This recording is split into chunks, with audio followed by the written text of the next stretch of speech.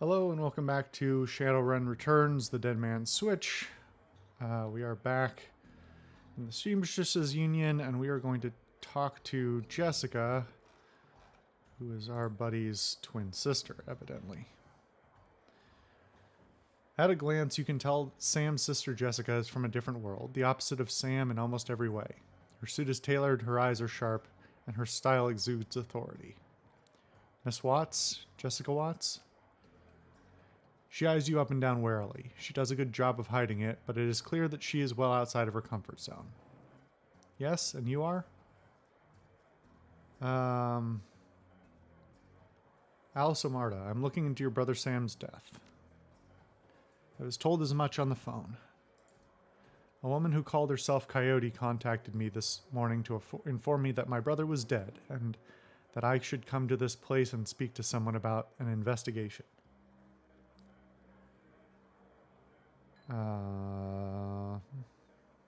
I don't think she cares much.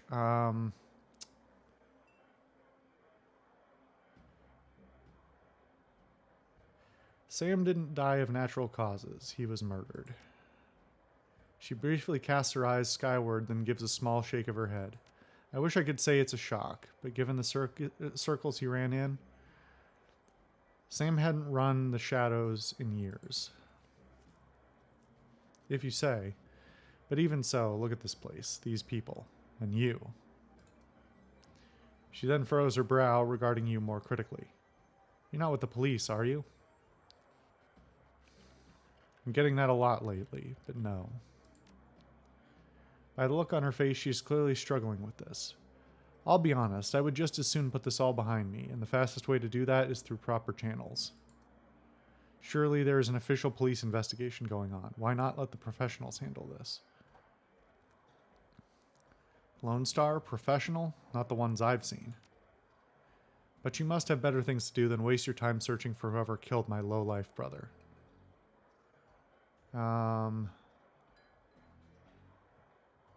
First, Sam was my friend, and second, I'm being paid for my trouble. She seems genuinely surprised. Someone's paying you? I find it hard to believe that anyone who really knew Sam would put up the money. Who is it? I'm afraid that's on a need-to-know basis. This is ridiculous. He was my brother. And you seem real shaken up by his death.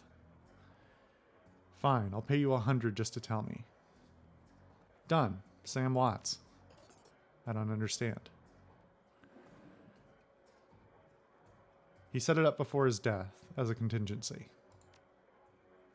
Am I to believe that my drunk-ass sot of a brother hired you to find the person who killed him after he died? Her boardroom mask drops momentarily, and in a sigh she reveals a brief glimpse of real emotion. I left Seattle to get away from Sam and his bullshit. Now I'm back, he's dead, and I still have to deal with him. Jessica composes herself, and in a breath the mask is back in place.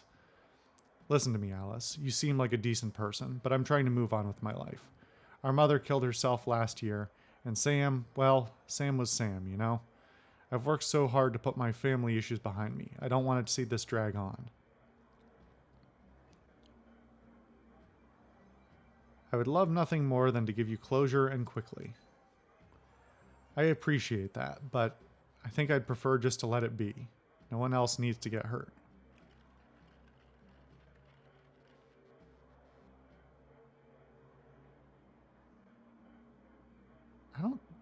How much is he paying me 100,000? I don't think he is. He's paying me a good chunk of money, but I don't think it was 100,000. So I feel like that one's a bluff, but I don't actually remember.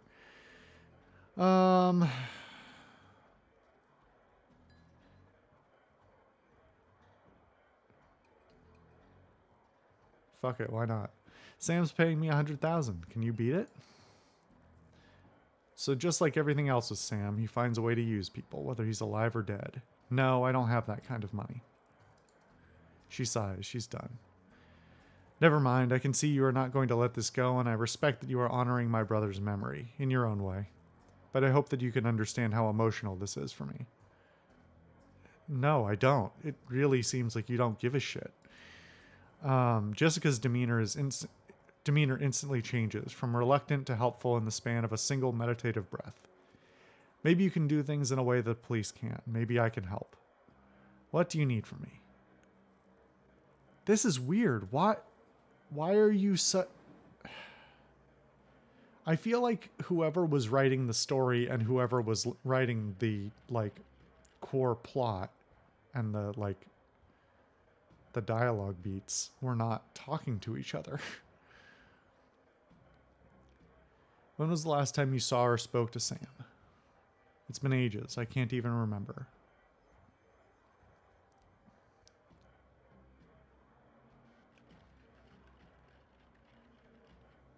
I'm sort of distressed that these seem to be somewhat mutually exclusive, and given this game's track record of not letting me pick more than one, I don't love it.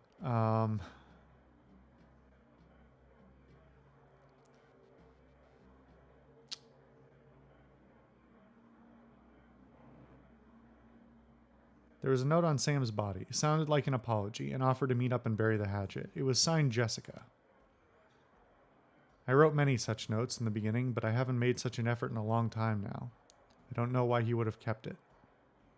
Well, maybe because he gave a shit. Which you clearly don't. Where were you on the night of Sam's murder? I will overlook the implied accusation and tell you that I was at a fundraiser all evening. A very crowded fundraiser. Did Sam have any enemies? That doesn't seem like a question I should be asking her. I know... Sam's biggest enemy was Sam. I don't know any of the others. You would likely know better than me these days. Yeah. So why is it in the dialogue tree? Were you and your brother close? I already know the answer to that. I think I've made my feelings about Sam pretty clear, don't you? You don't seem to care whether his killer faces justice. Of course I want justice. I just can't let him drag me down again. Show her the picture of her and Sam as children. Jessica takes the photo from you guardedly, as if it might sting her, but the guard drops the moment she looks at it.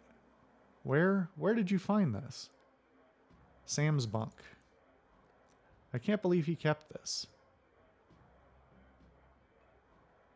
It was one of the few possessions he had. She studies the old photo for several silent moments. What happened between the two of you? Things were different back then. We were different. We were a family. Then, after our father died, things began to change, and we couldn't get back to a new normal. With our dad around, there was always reassuring order to our lives. But after, everything got mixed up. You can never really appreciate the importance of a person in your life until they're gone. The remorse plays wet across her eyes, and it seems that she's not just talking about her father. Jessica then steels herself to tell the rest. Sam tried to be the man of the house. He truly did, but he couldn't handle it. And pretty soon he had spent every dime of our father's life insurance. Every dime. After that was gone, with Mom working 2-3 jobs, he spent all her money too. I couldn't stand the way he abused her trust, so finally I just had to leave.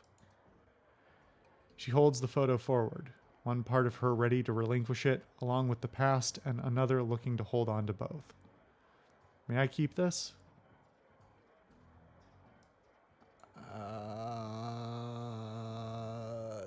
It feels kind of callous, but I also feel like the show here is kind of... I've got two options that both say yes, and this one is... I don't know. I don't know what to make of her. Like...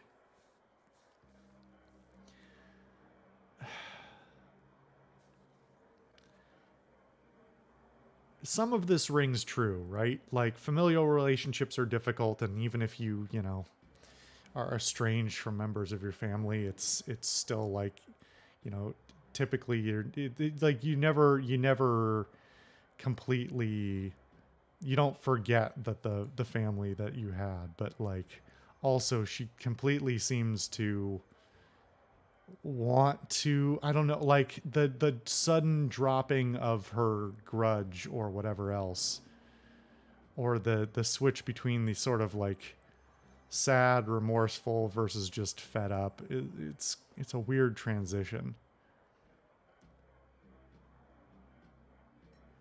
I don't know. I don't know what matters in these choices, right? The dialogue system is a bit of a mess. And I don't know whether this is completely inconsequential or if I might actually need the photo at a later point, or if this is literally just a decision about whether or not to be a dick.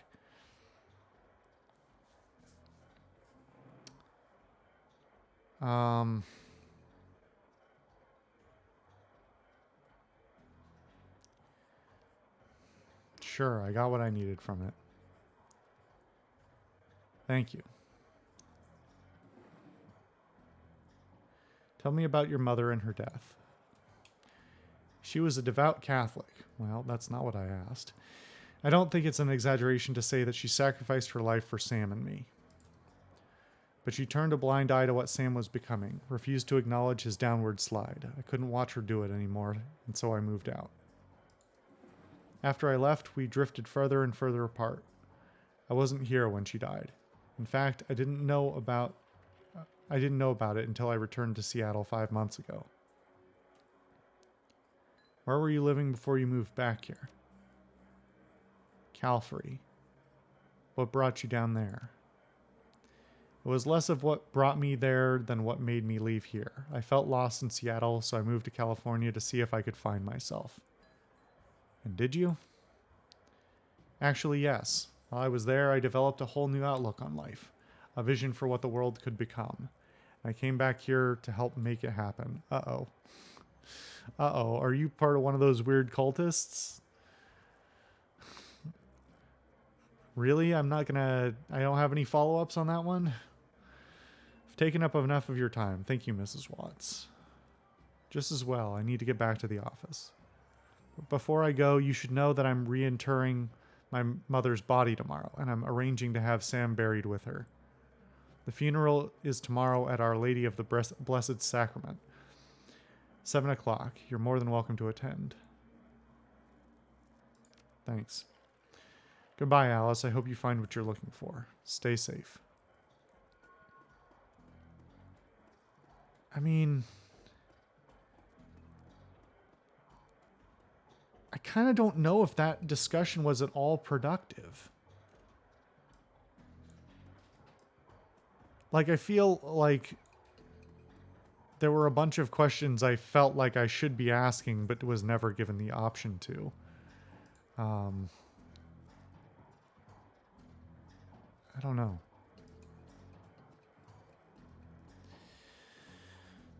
You know what? Let's go downstairs real quick.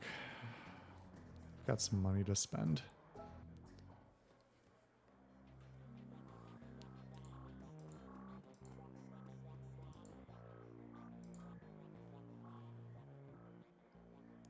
Dr. Castle looks up only briefly from her charts. Her impish friend, on the other hand, tracks your every move like some sort of humanoid raptor with a mouse under its shadow. Live to see another day, have you? That remains to be seen. Still more work to be done. So long as you end up here in the end and not on some organ grinder's table, I'm satisfied. Granted, a repeat customer means a person courting death more often than any good doctor should condone, but I don't suppose I can dissuade you from your course of action. Sorry, Doc, job's not done. Very well, then let's talk about how I can help ensure you make it back alive once more. How'd you fall in with this operation anyway, Doc? Dr. Castle pauses in her work, setting down her tablet and appearing to grow introspective. I suppose you might expect that I had a fall from grace. Certainly that is the case with many of my peers. If not that, you might think I was compelled to do this because a friend or family member became a Shadowrunner, and I hurried to their assistance one fateful night. But the reality is that I grew up knowing this is what I would do with my life. My parents were both Shadowrunners and very successful ones at that. So successful, they retired in a very large house and raised a litter of kids who grew up hearing the impossible tales of their parents' younger years. Of course, we were expressly forbidden to follow in their footsteps. We were all expected to attend university and take full advantage of the opportunities they had fought so hard to give us. So Mom and Dad were proud to see me pursuing a medical degree, and they had only minor reservations about me applying that expertise to the treatment of Shadowrunners. After all, they never would have survived long enough to meet and fall in love, if not for the ministrations of several street docs along the way. So I suppose you could say I was born into this life, after a fashion. She picks up her tablet and resumes her work.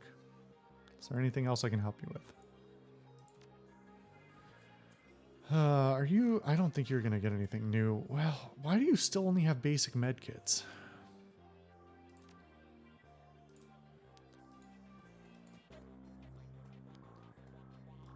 Alright. Does people have new gear to sell, or...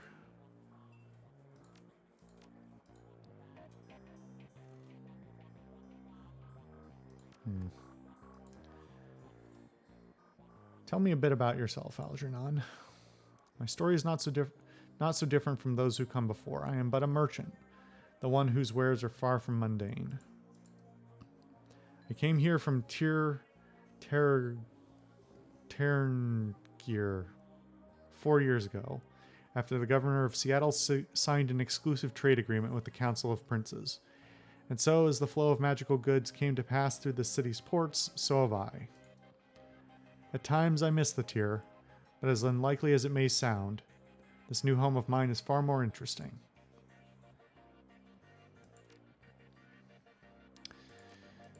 Man, these fetishes are not cheap either.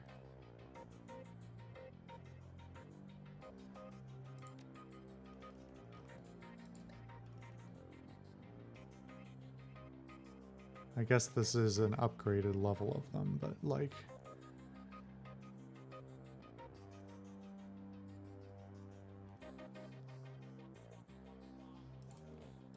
And I don't even like get stats or information about what I'm buying. It's just... It feels very half-baked.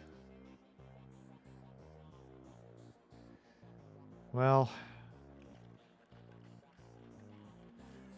I don't know if any of these abilities are going to be useful, or when I should invest in them, or what. Or if I should, you know, spec into something else. I don't know.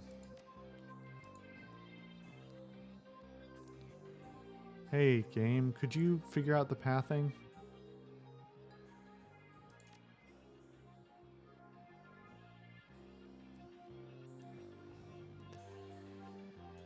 You know, at this point,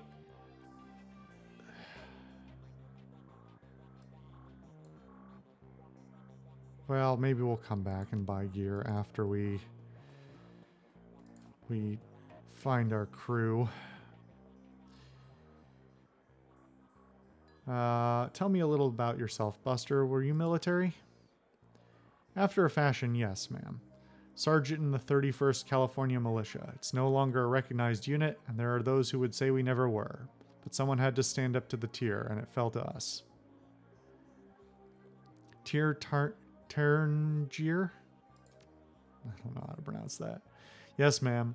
I was in Calfrey when the elves came marching down from the north in 36.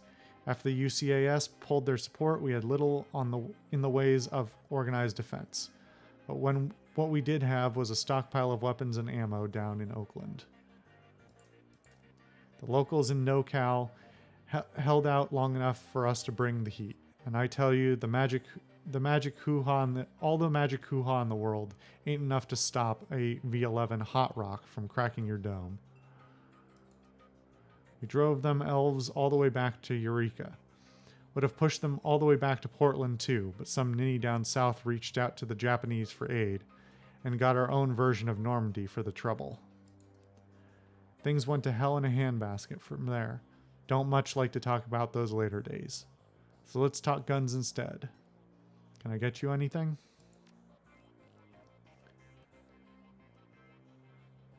Well,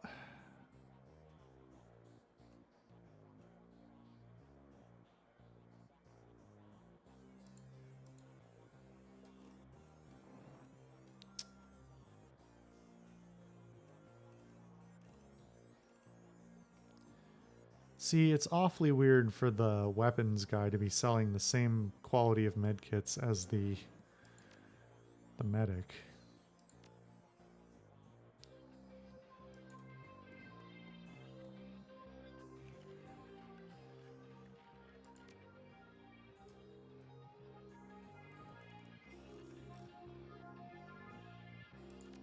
Alright, none of this applies to me at the moment, so...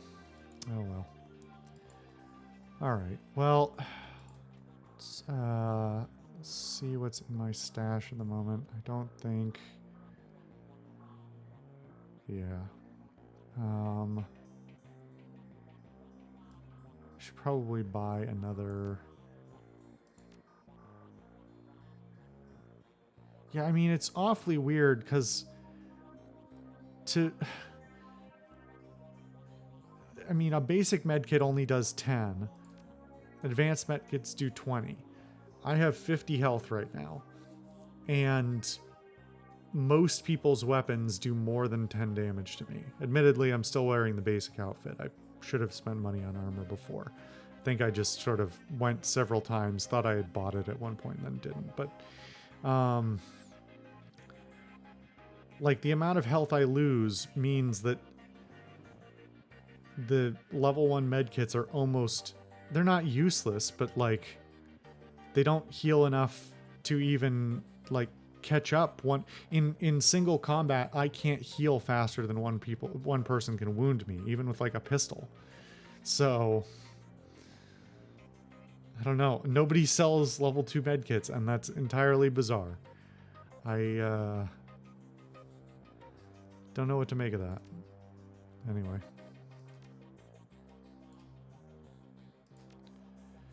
Alright.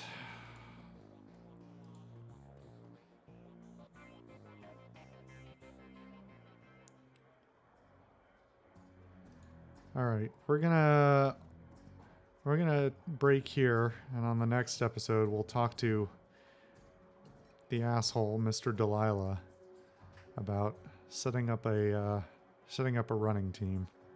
See you guys then.